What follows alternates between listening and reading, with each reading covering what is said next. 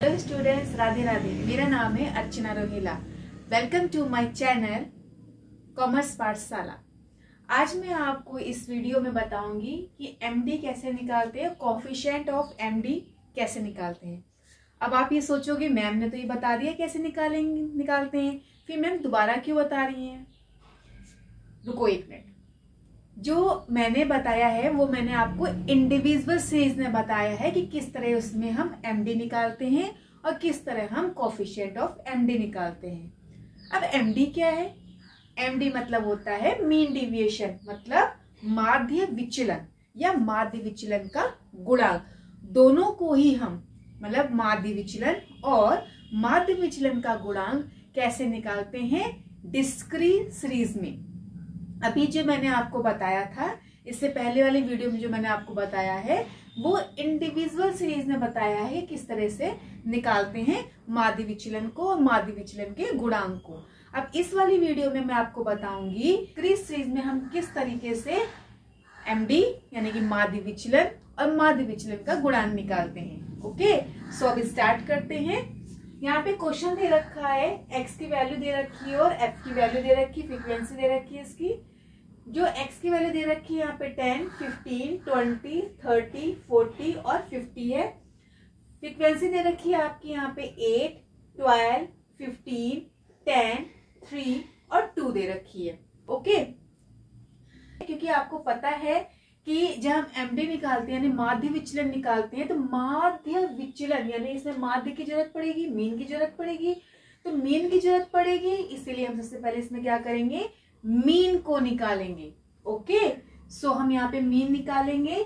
Mean का formula क्या होता है? मीन का फॉर्मूला होता है mean is equal to sigma F X upon N होता है। ठीक है, अब मीन तभी निकाल सकते हो जब हम इन दोनों को मल्टीप्लाई करके यहाँ जो आंसर आएगा मल्टीप्लाई करके फिर इनको जोड़ेंगे, उसको यहाँ रखेंगे और एन की वैल्यू रखेंगे, फिर हम यहाँ पे मीन निकालेंगे। ओके, सो हम सबसे पहले क्या करेंगे? यहाँ पे एफ एक्स निकालेंगे। ओके, तो एफ एक्स निकालने के लिए हम क्या करेंगे? इनको हम मल्टीप्लाई करेंगे, इनको मल्टीप्लाई करेंगे तो ये कितना आएगा? ये आएगा 80, ये आएगा 180, ये आएगा आपका 300, ये भी आएगा आपका 300, ये आएगा आपका 112, 120 और ये आएगा आपका 100। ओके, सो आपको समझ में आ गया होगा कि एफ एक्स ऐसे निकालेंगे। ठीक है, अब यहाँ पे हम क्या करेंगे? सिग्मा एफ एक्स मतलब इनको हम जोड़ लेंगे। तो sigma F X is equal to, जब इनको आपस में जोड़ेंगे तो जोड़ने पे कितना आंसर आएगा? आंसर आएगा 1080 और एन की वैल्यू कितनी आएगी? तो एन की जो वैल्यू आएगी वो आएगी आपकी यहाँ पे, जब हम इसको ऐड करेंगे या तो एफ लिख लो, सिग्मा एफ लिख लो या एन लिख लो, बात एक ही है। तो यहाँ पे कितना आएगा? यहाँ पे 50 आएगा। ओके, हम मीन निकालेंगे तो मीन का फॉर्मूला लिख देंगे, फिर मीन लिखेंगे यहाँ पे 1080 और अपॉन में 50। ओके, सो मीन कितना आया यहाँ पे? जब इसको आपस में हम डिवाइड देंगे तो मीन कितना आएगा? तो मीन आ जाएगा आपका 21.6 आ जाएगा। ये क्या निकला है? आपका मीन निकला है। ओके, निकल गया है, आपको समझ में आ गया होगा मीन यहाँ पे निकला है। अब इसके बाद हम क्या करेंगे? यहाँ पे निकालेंगे एमडी। ठीक है, एमडी का फॉर्मूला क्या होता है यानी कि मीन डिविएशन का फॉर्मूला क्या होता है? बताइए क्या फॉर्मूला होता है? फॉर्मूला होता है सिग्मा। तो वैसे तो अगर हम इंडिविजुअल सीरीज में यूज करते हैं तो वहां पे क्या आ जाएगा? डैश डी डैक्स डी मीन आ जाएगा। ठीक है, लेकिन यहाँ पे क्या हो जाएगा आपका? क्योंकि यहाँ पे डिस्क्रीट सीरीज है, उसके लिए यहाँ पे क्या आ जाएगा? एफ लिखेंगे। ठीक है, और आपका यहाँ पे बार लगाएंगे और यहाँ पे डी मीन यहाँ पे लिख के और अपॉन में क्या लिखेंगे? यहाँ पे एन लिखेंगे। तो ये आपका क्या होता है? फॉर्मूला होता है एमडी का डिस्क्रीट सीरीज में। ओके, तो आप जैसे आप क्वेश्चन में देख रहे हो कि सिग्मा एफ और डी बार में डी मीन दे रखा है। अब इसको निकालने के लिए हम क्या करेंगे? यहाँ पे हमें निकालना पड़ेगा बार डी मीन। ठीक है, इसको निकालने के लिए क्या करेंगे? यहाँ पे निकालेंगे। कैसे निकलेगा ये? ठीक है, तो यहाँ पे ये ऐसे निकलेगा। सबसे पहले यहाँ पे मीन कितना आया था? मीन आया था यहाँ पे 21.6। ठीक है, तो इसका फॉर्मूला यहाँ पे होता है एक्स माइनस मीन। क्या फॉर्मूला होता है? X minus mean. तो हम जो मीन दे रखा है उसमें से हम यहाँ पे क्या करेंगे, एक्स की वैल्यू को माइनस कर देंगे, जो भी आएगा तो बार डी मीन हमारा निकल के आ जाएगा। ओके, सो यहाँ पे हम डिवाइड देंगे, माइनस करेंगे तो आ जाएगा 11.6 आ जाएगा, फिर आएगा यहाँ पे 6.6 आ जाएगा, फिर आएगा यहाँ पे 1.6 आ जाएगा, फिर आएगा 8.4 आ जाएगा, फिर आ जाएगा 18.4 आ जाएगा, फिर आ जाएगा 28.4 आ जाएगा।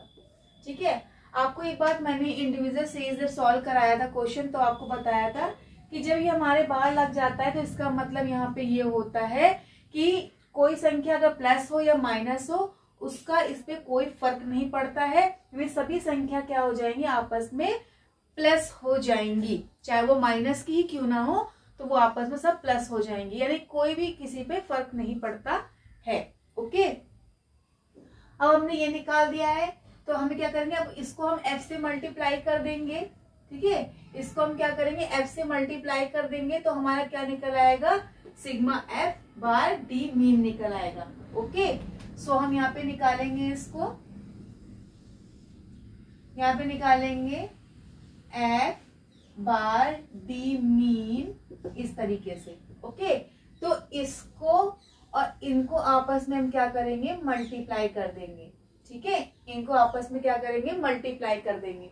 तो मल्टीप्लाई करिए यहाँ पे, तो यहाँ पे मल्टीप्लाई करने के बाद आएगा 92.6 आ जाएगा, सॉरी 92.8 आएगा यहाँ पे।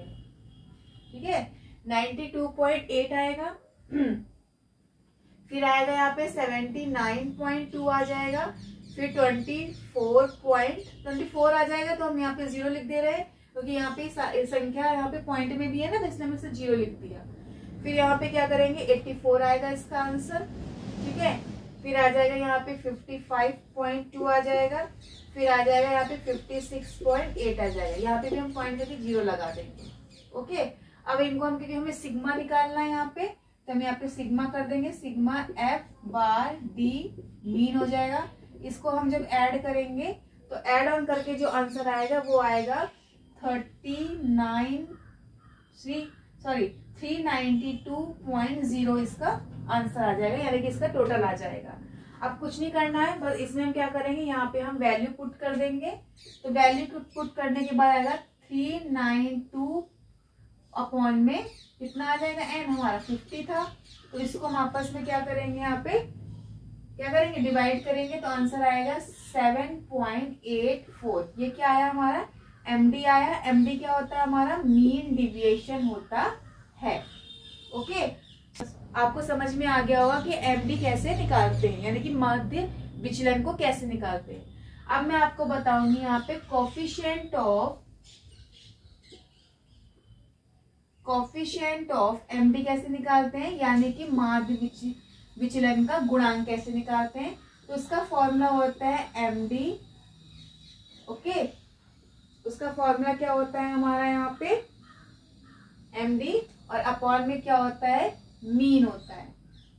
ठीक है, तो यहाँ पे एमडी कितना आया है हमारा, 7.84 आया है, और हमारा यहाँ पे मीन कितना आया है, 21.6 आया है।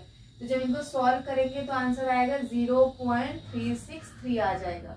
ओके, तो ये क्या निकला है आपका, कोफिशिएंट ऑफ एमडी निकला है आपका ये।